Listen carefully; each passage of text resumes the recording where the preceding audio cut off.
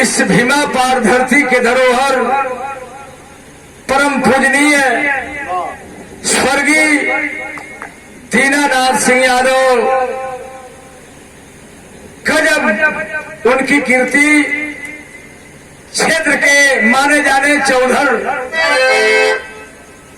बड़ी बड़ी पंचायत में अहम फैसला निभाने का काम करते थे। कोई मामूली बात नहीं है, डीएम कलेक्टर तमाम पैदा होलन, लेकिन चौधरी 1000-2000 जनता के बीच में बतिया लेना ये आम बात नहीं है।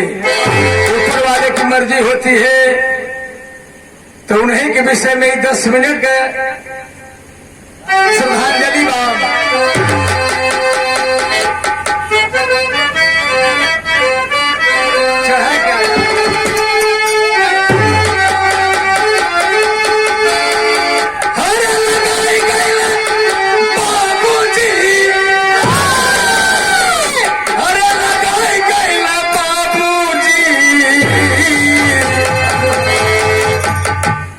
अंतिम सांस चलत 20 जून हमारे वकील साहब रमेश सिंह यादव,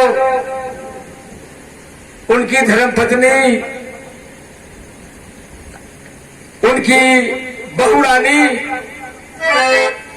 बचवा अंगद, ओगेश यादव, डॉक्टर साहब, तमाम परिवार सब लोग इकट्ठा है। अंतिम सांस चल रही है। करण किए लाल, ए ओगेश, हम जात हैं,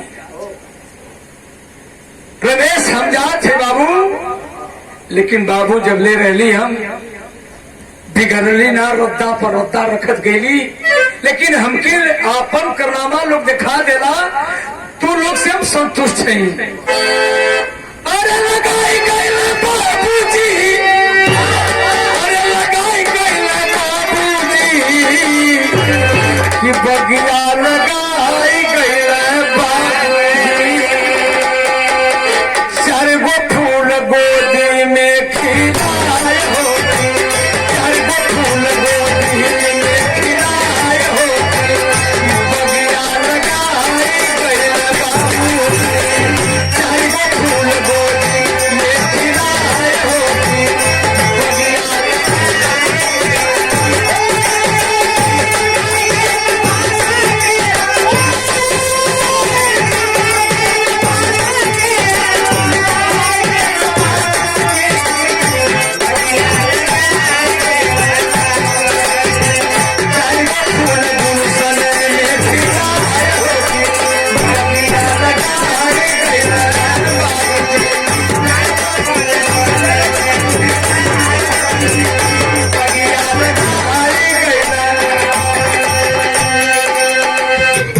साहब के आंख में आंसू हो, डॉक्टर साहब के आंख में आंसू हो।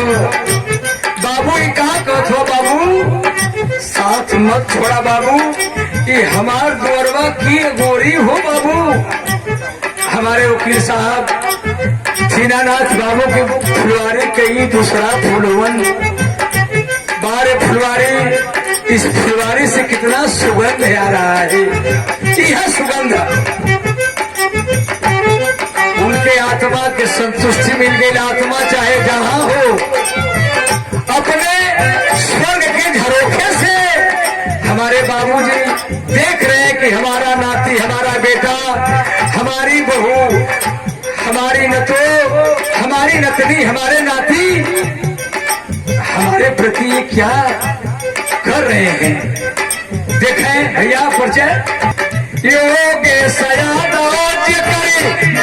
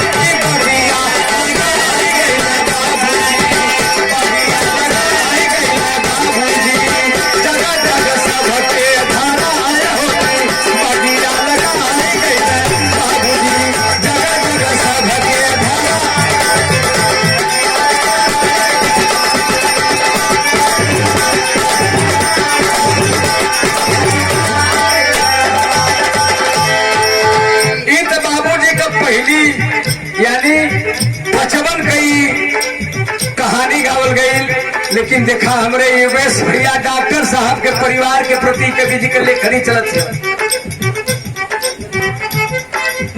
योगेश भैया के तीन गो लाडवा, योगेश भैया के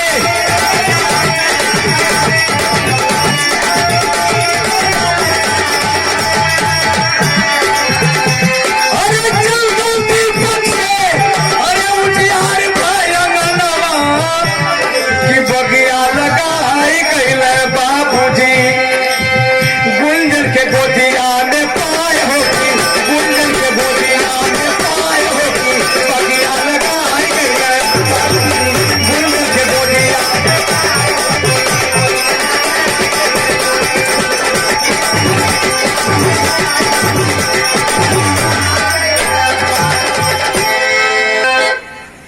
कहना है तनी से कलम वकील साहब के तरफ चलत हो।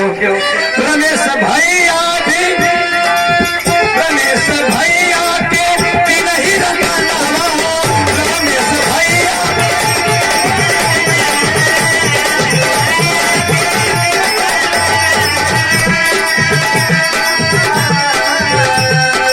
अरे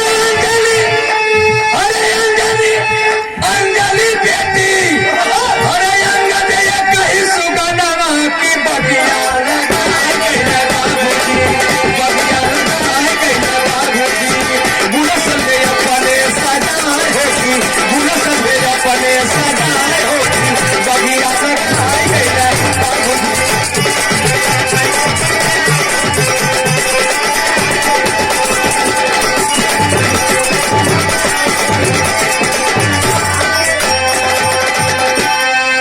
बाबूजी की फुलवारी में दो लड़का योगेश डॉक्टर साहब यानी दुनिया का सेवा करत हवन, दूसरा लड़का वकील साहब ये भी समाज के सच्चे सिपाही सच्चे सेवक, वो भी दीनानाथ यादव ने भी सच्चे समाज के सिपाही रहे सेवक रहे, दो औलाद आए वो भी सेवक निकले। क्या ऊपर वाले की मर्जी।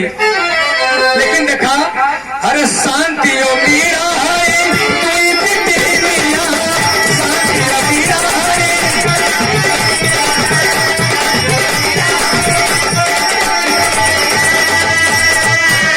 अरे राधिका कुसुम है तुम भागत जाओ अरे राधिका कुसुम है अरे तू बहुरानी आकी बगिया रे बगिया लगाई गईले सुकम में सबके जुदाई होती सुकम में सबके जुदाई होती बगिया लगाई गईले।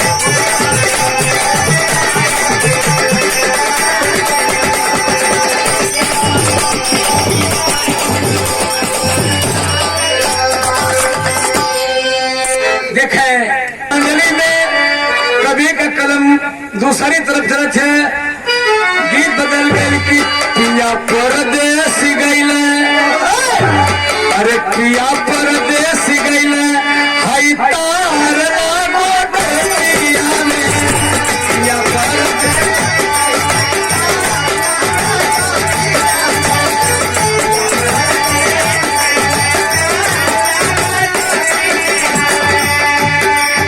चंदन यादव हमारे दीनानाथ चौधरी साहब के नाती हैं, आपके तरफ से 101 रुपए का सुंदर आशीर्वाद आया है। मालिक सजा के रखे आपके बाबा के, आप पर छत्र छाया रहे, जहाँ रहा आबाद रहा, मार्ग बढ़िया देखिया, गलत रास्ता मत पकड़िया तो चौधरी साहब के आत्मा के तकलीफ हो जाई। सजल गुल सादावा के छोड़ गए बाबूजी हो सजल गुल सादावा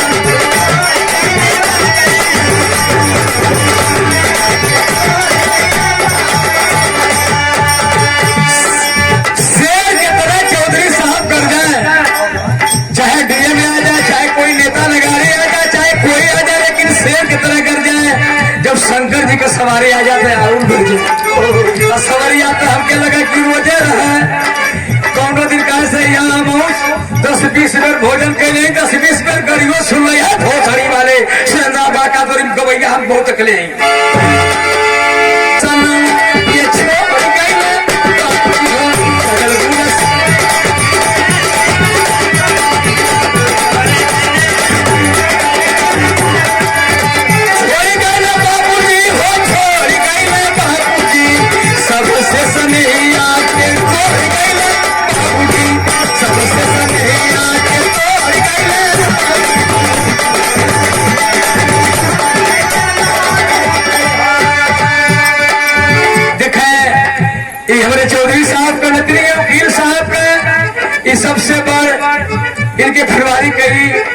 पहले पैदा पिंकी जी की तरफ से 100 रुपए का आशीर्वाद आया है। और हमारे चौधरी साहब के फुलवारी के प्रथम फूल डॉक्टर साहब योगेश यादव साहब, समाज के सच्चे सेवक, यानी आज के युग में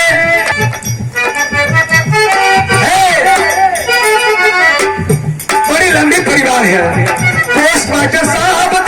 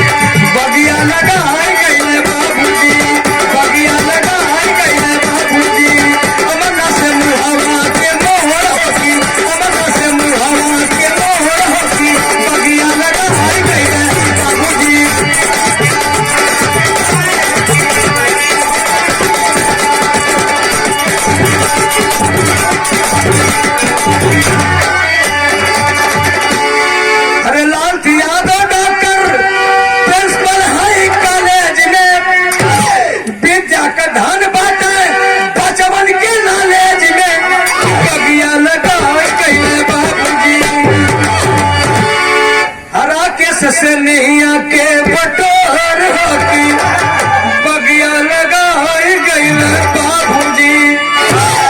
पंकज